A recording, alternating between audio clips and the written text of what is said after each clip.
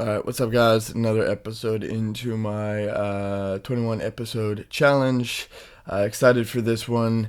I just want to come in and basically talk about how basically what happens when you're doing the actions, you're doing the stuff, you're taking. Basically, I'm just trying to build on each of these episodes, and what I'm kind of going into next is almost like a resilience or a mental strength, a mental toughness, and why I have found throughout my challenges why that's been beneficial for me and in my journey.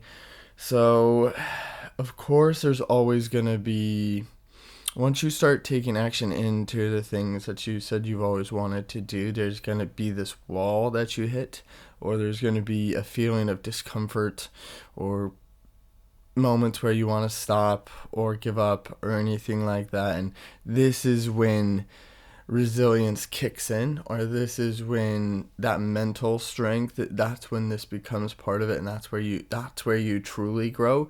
I always just believe that you grow the most in discomfort, because that's when it feels not normal. Like, you could always go your normal day-to-day autopilot, and it's just is what it is, and you're comfortable and it's fine.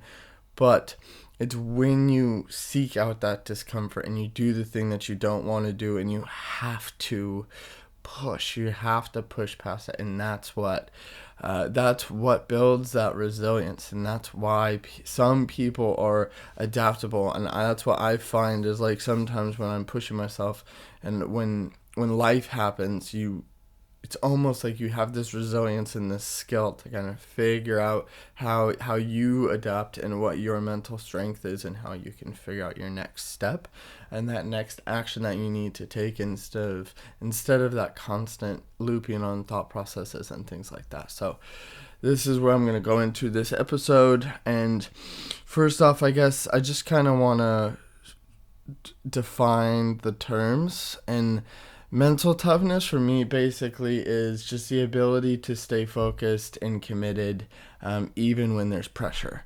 So that mental muscle is when you really don't want to, and everything in your body is telling you to quit, and you continue to push. That's kind of what I think about. And then resilience is almost like, say you push past it and it really hurts and it sucks, and you break down or anything like that. Resilience is the power to bounce back from those setbacks, recover, and keep going. So both of these are similar, but one kind of is that the mental toughness is that ability to keep pushing, but resilience is once you pushed, then you failed. Resilience is to be able to start again. And those are the two terms and the two topics that I want to talk about in this episode. Because I think in this year, I mean, obviously life just kind of makes you resilient, and everyone has their levels of mental toughness. I am always trying to push myself in good ways to develop both of those. Pretty much I try every day, or at least multiple times a week. I'm always developing my resilience and developing my mental toughness, because it's just kind of A, what I enjoy, and B, it's kind of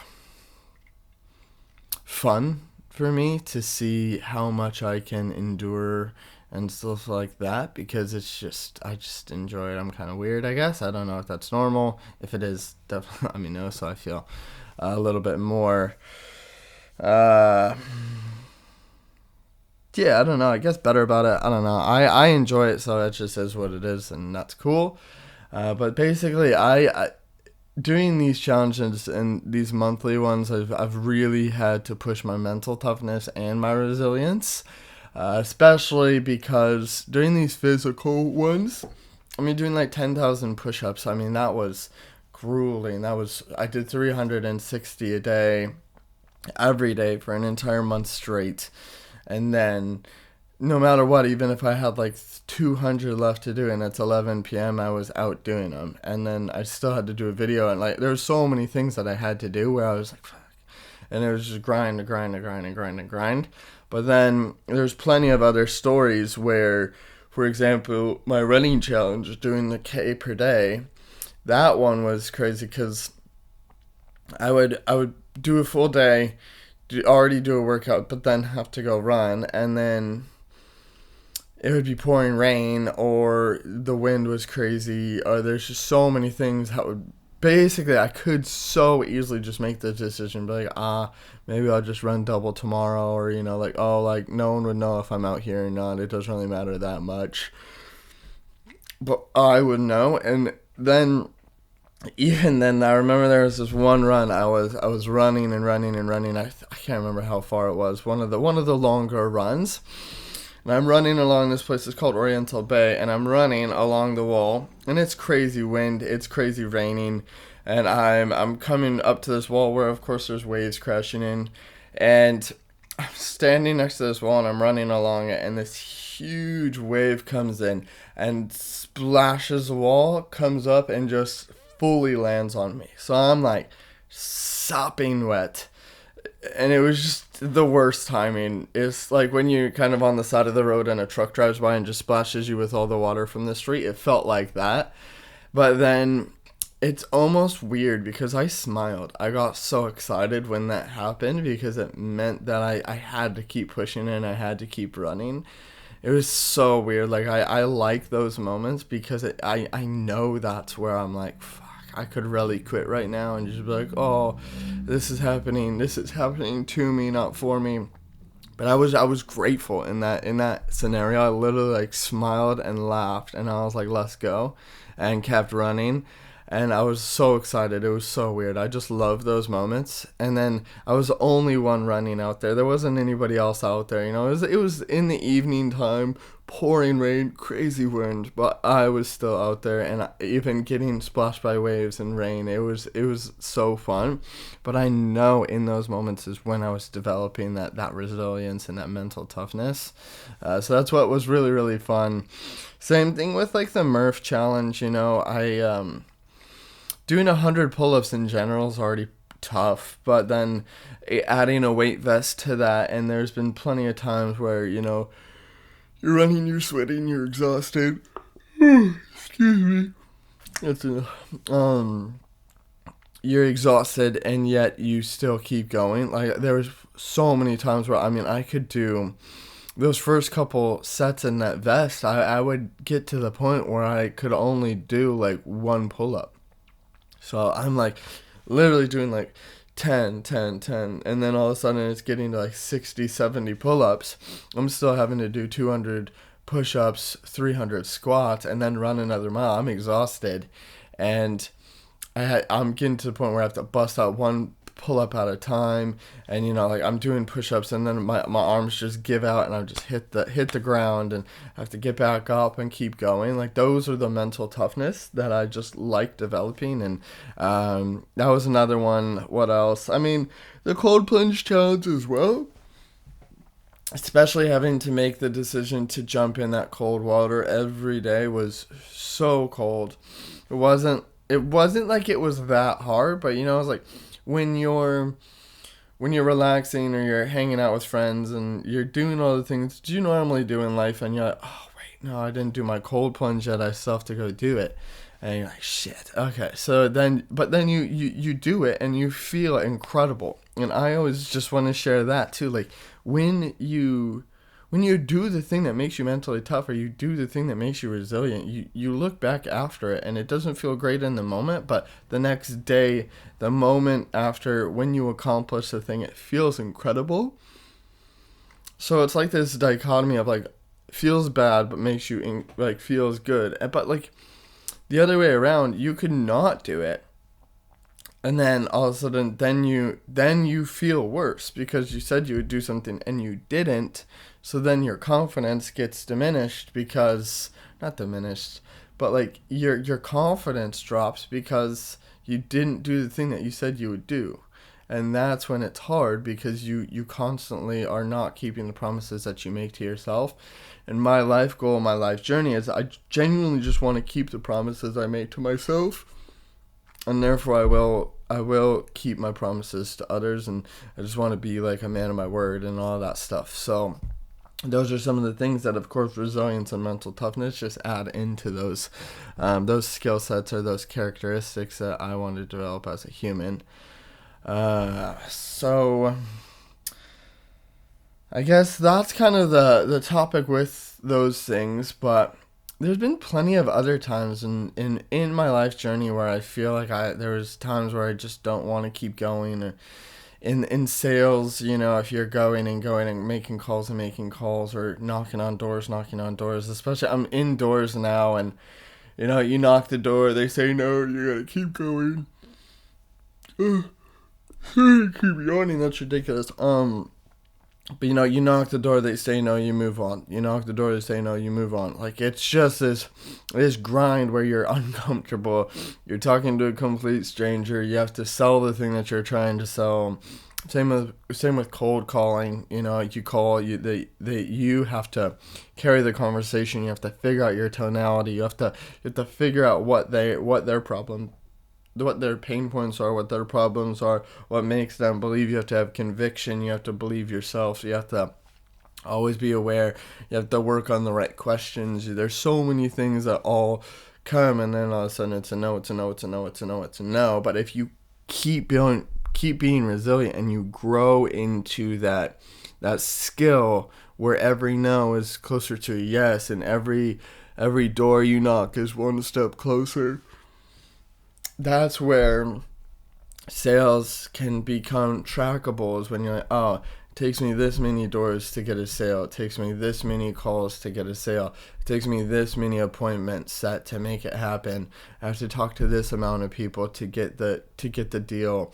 Like, there's so many things that if you just keep going and pushing in that resilience, like, this skill is so valuable. You don't get the promotion, but you worked your ass off for an entire year, and it was you and someone else, and the other person gets it over you. Like, you can quit, you can give up, you can stop, or you could be like, oh, hey, like, I noticed he got the promotion. You congratulate that person. Just be like, hey,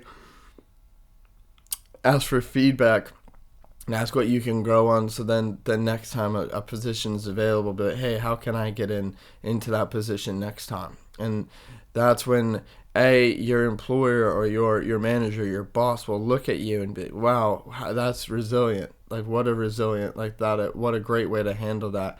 And then the next time you're up for the promotion, they'll remember that moment, and you can always show your resilience and your mental toughness. And in moments like that, it doesn't just have to be fitness. It doesn't just have to be like, it could be career.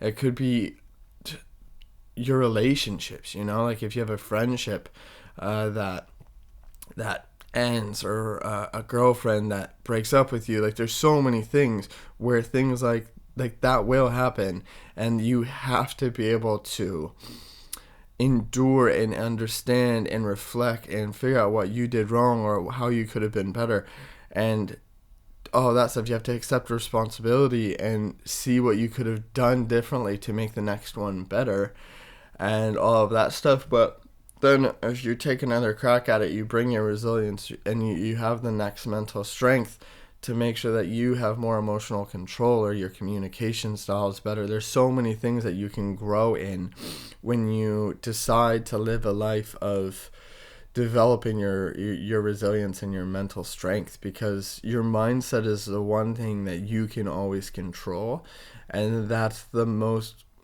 valuable thing. You can never control the world. You can never control what's going to happen to you, but like, you can always control how you react to it.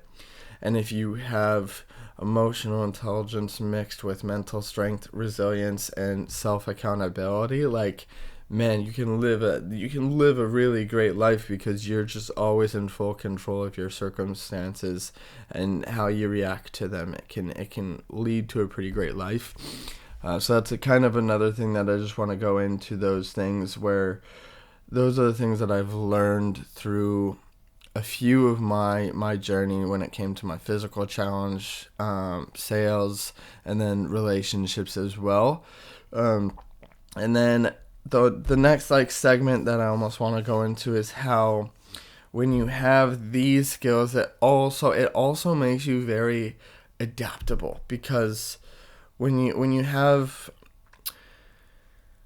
a mental strength and a resilience, you learn the lessons from the pain. Like, you learn what you messed up. You learn what not to say, you learned what not to do, and then you're the next time that scenario comes up, you are able to you grow, and then the next time that scenario presents itself, you're able to adapt and change your perspective, so then it doesn't happen again. And then that's where you become adaptable and you grow, and it's so great because you're able to move through life and never experience the same things, because you know how to handle them, because you've built this muscle of mental strength and resilience, and then it's adaptability and all that stuff. So those are kind of the main things, and some things, or I guess actionable steps, that I try and do on a daily basis. Like, you can set mini challenges for yourself to ensure that your mental strength or your mindset's always being developed,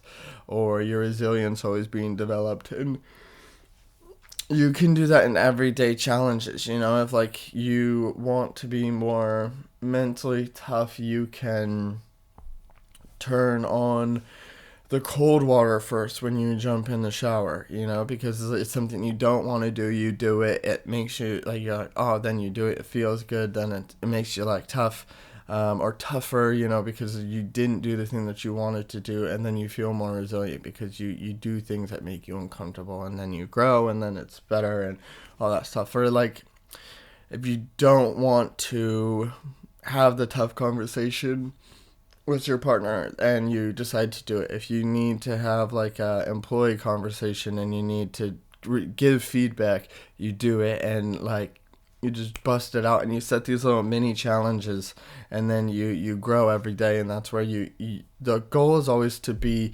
consistently good, not occasionally great. Like, if you can just get consistently good over and over and over and over and over and over again, it's so much better than just doing like, oh, that was great once. Like, if you can just be consistently good, that's where you get great, because you have to do it consistently to build the skill where it becomes second nature. And once you become second nature at something, you don't have to think about it. It just is what it is. It's just how you operate.